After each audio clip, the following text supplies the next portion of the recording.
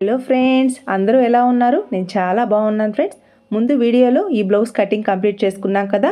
ఒకేసారి స్టిచ్చింగ్ అయితే పోస్ట్ చేయట్లేదు. ఇక్కడ బ్యాక్ పార్ట్ని ఎలా స్టిచ్ వేసుకోవాలి అనేది మాత్రం చెప్తాను. నెక్స్ట్ వీడియోలో హ్యాండ్స్ పార్ట్ని చెప్తాను. నెక్స్ట్ టోటల్ బ్లౌజ్ స్టిచ్చింగ్ అయితే పోస్ట్ చేస్తాను. ఒకేసారి బ్లౌజ్ స్టిచ్చింగ్ అంతా పోస్ట్ చేశాను అంటే వీడియో లెంతీ అయిపోతుంది. మీకు కూడా వీడియో చూడగానే భయం వేస్తుంది. అలా కాకుండా ఫస్ట్ బ్యాక్ పార్ట్ని ఎలా మనం రెడీ చేసుకోవాలో ఈ వీడియోలో డీటెయిల్గా ఎక్స్ప్లెయిన్ చేస్తాను. ఇక్కడ బ్యాక్ పార్ట్కి ఫ్రంట్ పార్ట్కి ఇలా నీట్గా మిషన్తోనే నేను లైనింగ్ని ఒరిజినల్ క్లాత్కి అయితే యాడ్ చేస్తాను. అలాంటి బ్లౌజ్ అయినా డైలీ యూస్ కాదు, కాస్ట్లీ బ్లౌజ్ కాదు, ఏ బ్లౌజ్కైనా నేను మిషన్తోనే లైనింగ్ని ఒరిజినల్ క్లాత్కి యాడ్ చేస్తాను. గమ్ని అస్సలు యూస్ చేయను ఫ్రెండ్స్. వీడియోని ఎక్కడా స్కిప్ చేయొద్దు. మీకు యూస్ఫుల్ అనిపిస్తే తప్పకుండా లైక్ చేయండి. నేను ఆల్రెడీ మార్కింగ్ ఇచ్చాను కదా. ఫస్ట్ నెక్ ఏమో మనకి ఫ్రంట్ పార్ట్ కోసం ఇలా మార్క్ చేశాను. కానీ మధ్యలో మనకి నెట్టెడ్ క్లాత్ వస్తుంది కాబట్టి ఇక్కడ బ్రాడ్ అయితే కొంచెం తగ్గిస్తున్నాను. చూసారా, ఇక్కడ క్రింది వైపున బ్రాడ్ ఎక్కువ ఇచ్చాను కదా, అలా బ్రాడ్ అయితే మార్క్ చేయట్లేదు. ఎందుకంటే ఈ కస్టమర్కి ఎక్కువ బ్రాడ్ ఇష్టపడరు. అందువల్ల ఆ బ్రాడ్ తగ్గించేసి ఒక పావించ్ వరకు బ్రాడ్ని తగ్గించేసి ఇలా బ్యాక్ నెక్ డీప్ కూడా కరెక్ట్గా ఈ విధంగా వచ్చేలా మార్క్ చేశాను. ఇలా బోట్ నెక్ బ్లౌజెస్కి ఎక్కువ డీప్ కూడా ఇవ్వకూడదు. ఎందుకంటే షోల్డర్ పెద్దదిగా ఉంటుంది కదా, మరీ బ్రాడ్ అయిపోయి వీప్ అంతా కనిపిస్తుంది అనమాట. చూసారా, ఇక్కడ డీప్ తగ్గించాను, బ్రాడ్ కూడా తగ్గించాను. అయినా చూసారా ఎంత పెద్దగా ఉందో నెక్ అయితే. ఇక్కడ సింగిల్ లేయర్ నెట్ క్లాత్ని ప్లేస్ చేసి ఈ విధంగా చెక్ చేశాను. మనకి శారీకి మ్యాచ్ అవ్వట్లేదు, గమనించారా? ఇక్కడ ఎల్లో కలర్ మీద ఈ పర్పుల్ కలర్ నెట్ క్లాత్ని ప్లేస్ చేసినప్పుడు నాకు కొంచెం పల్చగా అనిపించింది. అంటే శారీకి సూట్ అవ్వాలి కదా మన నెట్టెడ్ క్లాత్ అనేది. సింగిల్ లేయర్ అయితే అంత బాగాలేదు, డల్ అయిపోయింది. ఎందువల్లంటే క్రింది వైపున ఎల్లో కలర్ క్లాత్ ఉంది కాబట్టి. అందువల్ల నేను డబల్ లేయర్ నెట్టెడ్ క్లాత్ అయితే ప్లేస్ చేస్తున్నాను. నెక్ రౌండ్ని కట్ చేశాను కదా, ఒరిజినల్ లైనింగ్ అటు ఇటు మూవ్ అవ్వకుండా నీట్గా ఒక స్టిచ్ అయితే వేసుకున్నాను. ఇక్కడ స్ట్రైట్ పీస్ తీసుకుంటున్నాను. క్రాస్ పీస్తో అయినా స్టిచ్ వేసుకోవచ్చు, రౌండ్ నెక్కే కాబట్టి నేనైతే స్ట్రైట్ పీస్ తీసుకుంటున్నాను. మీ ఇష్టం, క్రాస్ పీస్ కావాలంటే క్రాస్ పీస్ తీసుకోండి, స్ట్రైట్ పీస్ కావాలంటే స్ట్రైట్ పీస్ తీసుకోండి. నేనైతే స్ట్రైట్ పీస్ 30 ఇంచ్ వెడల్పు ఉండేలా ఒక సైడ్కి సన్నగా ఫోల్డ్ చేసి రెడీ చేసుకున్నాను. టోటల్గా 1.5 ఇంచెస్ వెడల్పు ఉండేలా స్ట్రైట్ పీస్ తీసుకొని ఒక సైడ్ సన్నగా ఫోల్డ్ చేసి ఈ విధంగా రెడీ చేసుకున్నాను. ఇక్కడ మెడ పీస్ స్టిచ్ చేయడం కోసం మనం 1/2 ఇంచ్ ఖర్చును మాత్రమే ఇచ్చాం కాబట్టి అదే ఖర్చును తీసుకుంటూ, ఇక్కడ నెక్ ఏమో రౌండ్ నెక్, నేను తీసుకున్నది స్ట్రైట్ పీస్ కదా, అందువల్ల అక్కడక్కడ ఫోల్డ్ చేసుకోవాలి. క్రాస్ పీస్కి అయితే సాగే గుణం ఉంటుంది కానీ స్ట్రైట్ పీస్కి సాగే గుణం ఉండదు. అందువల్ల ఇలా అక్కడక్కడ ఫోల్డ్ చేసుకోవాలి. ఇలా ఈ నెక్స్ కార్నర్ దగ్గరే కాకుండా ఈ నెక్ షేప్ అంతా అక్కడక్కడ ఇలా ఫోల్డ్ చేయడం వల్ల హెమ్మింగ్ వేయడానికి ఈజీగా ఉంటుంది. ఇలా ఫోల్డ్ చేసుకుంటూ నెక్ పీస్ని స్టిచ్ అయితే వేసుకోవాలి. 1/2 ఇంచ్ ఖర్చును మాత్రమే తీసుకోవాలి. ఇలా అక్కడక్కడే ఫోల్డ్ చేయడం వలన బ్లౌజ్ వేసుకున్నప్పుడు నెక్ దగ్గర పట్టినట్టు లేకుండా హెమ్మింగ్ వేయడానికి కూడా ఈజీగా ఉంటుందన్నమాట. ఇలా క్లాత్ని ఫోల్డ్ చేసుకుంటూ 1/2 ఇంచ్ ఖర్చు ఖచ్చితంగా తీసుకోవాలి. ఖర్చులు ఏమాత్రం ఎక్కువ తక్కువ తీసుకోకూడదు. ఇలా మనం మెడ పీస్ స్టిచ్ వేసుకున్న తర్వాత కార్నర్స్లో అంతా ఇలా టక్స్ని ఇవ్వాలి. మనం వేసిన స్టిచ్కి కొంచెం గ్యాప్తో టక్స్ని ఇవ్వాలి. నెక్స్ట్ వీడియోలో హ్యాండ్స్ పార్ట్ని ఎలా రెడీ చేసుకోవాలో చెప్తాను. నెక్స్ట్ వచ్చేసి టోటల్ బ్లౌజ్ని పర్ఫెక్ట్గా ఎలా స్టిచ్ వేసుకోవాలో కూడా పోస్ట్ చేస్తాను. వీడియోని స్కిప్ చేయకుండా చూడండి. మీకు యూస్ఫుల్ అనిపిస్తే తప్పకుండా లైక్ చేయండి ఫ్రెండ్స్. లైనింగ్ని ఒరిజినల్ క్లాత్కి గమ్తో యాడ్ చేస్తారా అని మన ఫ్రెండ్స్ కొంతమంది అయితే నన్ను అడిగారు. అందుకోసం ఈ వీడియోలో వాళ్ళ డౌట్ని అయితే క్లియర్ చేశాను అనుకుంటున్నాను.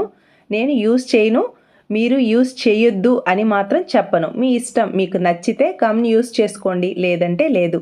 నేను ఇలాగే నేర్చుకున్నాను, ఇలాగే ఇప్పటికీ కంటిన్యూ అవుతున్నాను. నెక్స్ట్ ఈ స్ట్రైట్ పీస్ని బ్యాక్ సైడ్కి టర్న్ చేసుకొని ఈ స్ట్రైట్ పీస్ చివరికి మాత్రమే ఇలా స్టిచ్ వేసుకోవాలి. ఇలా స్టిచ్ వేయడం వలన ఈ స్ట్రైట్ పీస్ ఈజీగా బ్యాక్ సైడ్కి వెళ్ళిపోతుంది.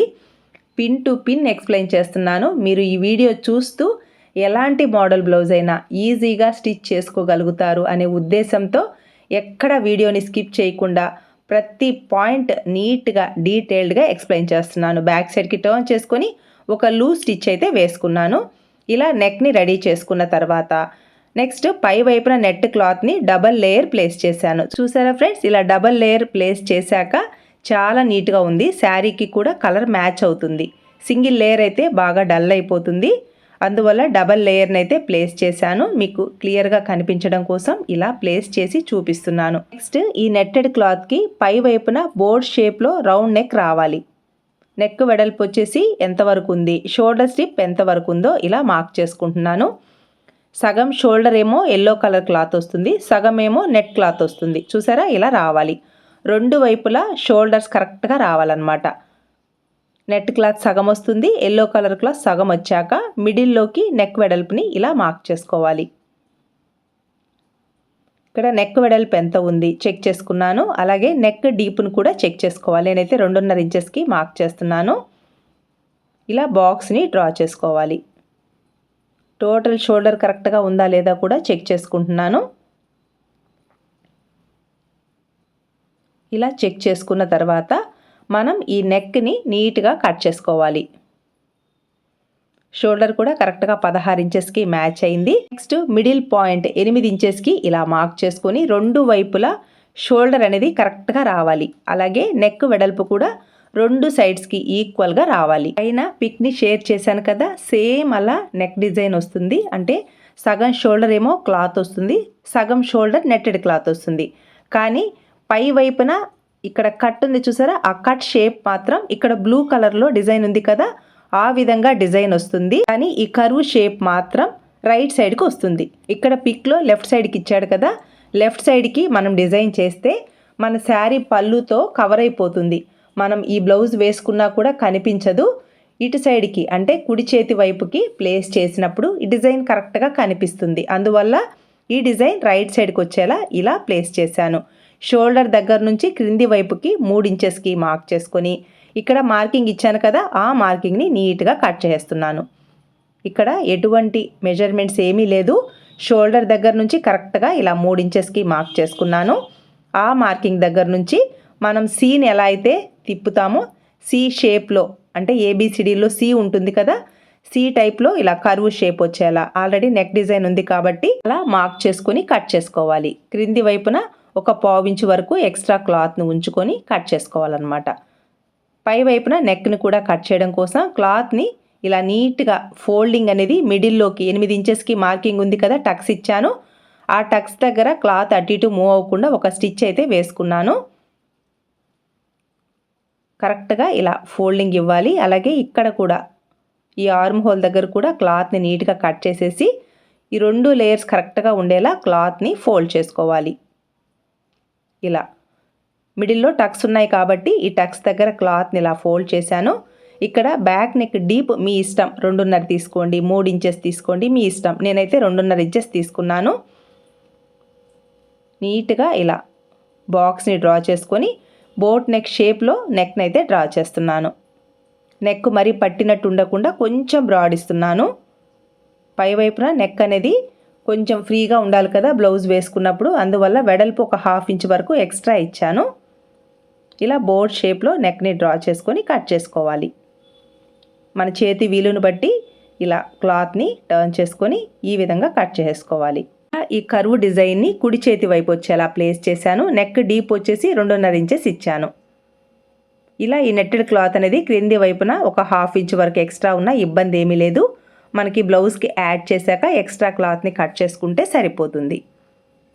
ఇది నెట్టెడ్ క్లాత్ కాబట్టి ఈ క్లాత్ అటు ఇటు మూవ్ అవ్వకుండా మనం పేపర్కి యాడ్ చేసి ఒక స్టిచ్ వేసుకున్నాము అంటే ఈ నెట్టెడ్ క్లాత్ అటు ఇటు మూవ్ అవ్వకుండా ఉంటుంది. ఫస్ట్ ఈ నెక్ దగ్గర క్లాత్ అటు ఇటు మూవ్ అవ్వకుండా ఒక లూజ్ స్టిచ్ అయితే వేసుకుందాము. పై వైపున నెక్ దగ్గర, అలాగే క్రింది వైపున సీట్ షేప్లో ఉంది కదా, ఈ కర్వ్ షేప్ను కూడా స్టిచ్ వేసుకుందాం.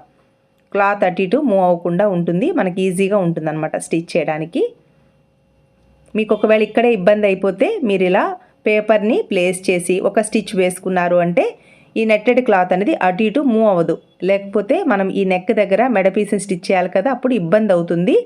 అందువల్ల పేపర్ని ప్లేస్ చేసి ఒక స్టిచ్ అయితే వేసుకున్నాను. ఈ నెక్ దగ్గర ఒక 1/4 ఇంచ్ ఖర్చుతో ఇలా నీట్గా స్టిచ్ వేసుకుంటూ రావాలి. మనం మెడ పీస్ని స్టిచ్ చేస్తాం కదా, అలా అన్నమాట. 1/4 ఇంచ్ ఖర్చును తీసుకుంటూ స్టిచ్ వేసుకోవాలి.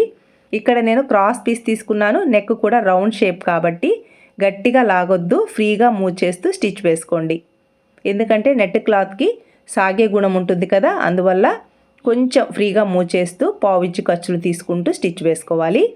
ఇక్కడంతా టక్స్ని ఇచ్చేస్తే మనకి ఈజీగా ఈ మెడ పీస్ని తిప్పి స్టిచ్ వేసుకోవచ్చు. ఇక్కడ టక్స్ని ఇచ్చేటప్పుడు కేర్ఫుల్గా టక్స్ని ఇవ్వండి. మనం వేసిన స్టిచ్కి కొంచెం గ్యాప్తో టక్స్ని ఇవ్వాలి. నెట్టెడ్ క్లాత్ కదా, చాలా సెన్సిటివ్గా ఉంటుంది. ఇలా బ్యాక్ సైడ్కి టర్న్ చేసుకుని పావించి ఖర్చును తీసుకుంటూ ఈ మెడ పీస్ని బ్యాక్ సైడ్కి ఇలా ఫోల్డ్ చేసుకుంటూ ఒక స్టిచ్ వేసుకోవాలి. బ్యాక్ సైడ్ ఎక్స్ట్రా క్లాత్ ఉంది కదా, ఈ మెడ పీస్ క్లాత్ని కట్ చేసుకొని బ్యాక్ సైడ్కి టర్న్ చేసుకొని ఒక స్టిచ్ వేసుకోవాలి. ఇక్కడ పేపర్ స్టిఫ్ ఉంది కాబట్టి, అంటే క్రింది వైపున న్యూస్ పేపర్ని ప్లేస్ చేశాను కదా, ఈ న్యూస్ పేపర్ స్టిఫ్గా ఉంటుంది, మనకి స్టిచ్ చేయడానికి ఈజీగా ఉంటుంది అనమాట. లేదంటే ఈ నెట్టెడ్ క్లాత్ అనేది సాగిపోతుంది, మనం స్టిచ్ చేసేటప్పుడు ఇబ్బంది అవుతుంది. అందువల్ల ఇలా పేపర్ని బేస్ చేసుకొని స్టిచ్ వేసుకుంటే చాలా ఈజీగా ఉంటుంది, ఫినిషింగ్ కూడా బాగా వస్తుంది. ఇలా ఎక్స్ట్రా క్లాత్ అంతా కట్ చేసుకొని బ్యాక్ సైడ్కి ఫోల్డ్ చేసుకొని ఒక స్టిచ్ వేసుకోవాలి. సేమ్ ఇదే విధంగా క్రింది వైపున కర్వ్ షేప్లో కట్ చేసాం కదా, అక్కడ కూడా క్రాస్ పీస్ తీసుకొని ఇలా నీట్గా స్టిచ్ అయితే వేసుకోవాలి.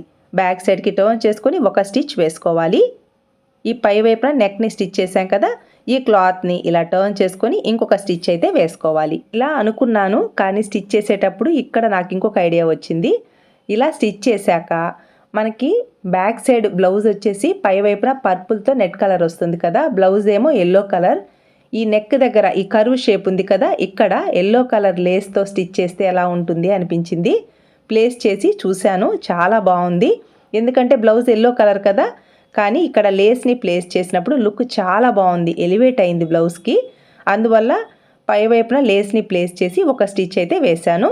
సేమ్ ఇక్కడ కూడా ఈ కర్వ్ షేప్ ఉంది కదా, అక్కడ ఇలా స్టిచ్ వేసి చూసారా, కరెక్ట్గా బ్లౌజ్కి మ్యాచ్ అయింది ఈ లేస్ అయితే. ఈ నెక్ దగ్గర ఈ సి షేప్ కర్వ్ షేప్ ఉంది కదా, అక్కడ కూడా మెడ పీస్ని స్టిచ్ చేసుకున్న తర్వాత పై వైపున ఇలా లేస్ని ప్లేస్ చేసి స్టిచ్ అయితే వేస్తున్నాను.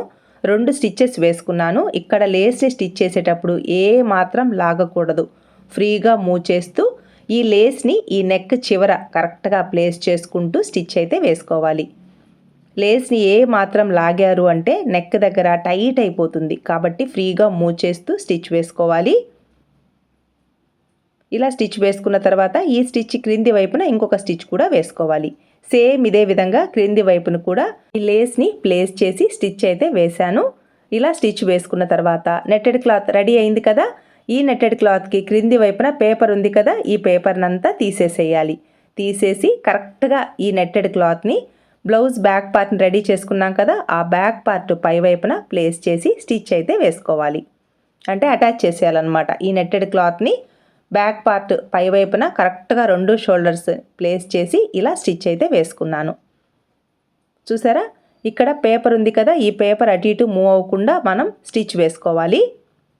పై వైపున 2 షోల్డర్స్ కరెక్ట్గా ఉండేలా ప్లేస్ చేసి ఒక స్టిచ్ అయితే వేశాను. సేమ్ ఇదే విధంగా సెకండ్ సైడ్ షోల్డర్ దగ్గర కూడా స్టిచ్ వేస్తాం. నెక్స్ట్ క్రింది వైపున కూడా ఈ పేపర్ అలాగే ఈ బ్యాక్ పార్ట్ క్రింది వైపున ఈ ఒరిజినల్ క్లాత్ ఉంది కదా, ఎల్లో కలర్ క్లాత్ అటు ఇటు మూవ్ అవ్వకుండా ఒక స్టిచ్ అయితే వేసుకోవాలి. పైన షోల్డర్స్ అటు ఇటు మూవ్ అవ్వకుండా యాడ్ చేశాను కాబట్టి మధ్యలో ఉన్న ఈ న్యూస్ పేపర్ని అయితే తీసేస్తున్నాను. లేదంటే తర్వాత స్టిచ్ చేశాక తీయడానికి ఇబ్బంది అవుతుంది, అందువల్ల ఇక్కడే తీసేస్తున్నాను. నీట్గా ఎక్స్ట్రా పేపర్నంతా ఇలా రిమూవ్ చేసేయాలి. నెక్స్ట్ ఈ నెట్టెడ్ క్లాత్ని బ్యాక్ పార్ట్కి ప్లేస్ చేసి స్టిచ్ వేసుకున్న తర్వాత క్రింది వైపున నేను నడుం పట్టీని కూడా స్టిచ్ వేసి ఇలా డాట్స్ని కూడా స్టిచ్ వేసాను. ఇవన్నీ చూపిస్తే వీడియో లెంతీ అయిపోతుంది కదా ఫ్రెండ్స్. ఇలా బ్యాక్ పార్ట్ స్టిచ్చింగ్ అయితే కంప్లీట్ అయింది. బ్లౌజ్ వేసుకున్నప్పుడు లుక్ ఎలా ఉందో కూడా కమ్యూనిటీలో పోస్ట్ చేస్తాను. బ్లౌజ్ స్టిచ్చింగ్ కంప్లీట్ అయ్యాక బ్లౌజ్ లుక్ ఇలా ఉంది. నెక్స్ట్ వీడియోలో హ్యాండ్స్ పార్ట్ని ఎలా డిజైన్ చేయాలో ఎక్స్ప్లెయిన్ చేస్తాను. ఈ వీడియో మీకు యూస్ఫుల్ అనిపిస్తే లైక్ చేయండి, షేర్ చేయండి. మీ సపోర్ట్ ఎప్పటికీ ఇలాగే ఉంటుంది అనుకుంటున్నాను. Thanks for your support. Thanks for watching.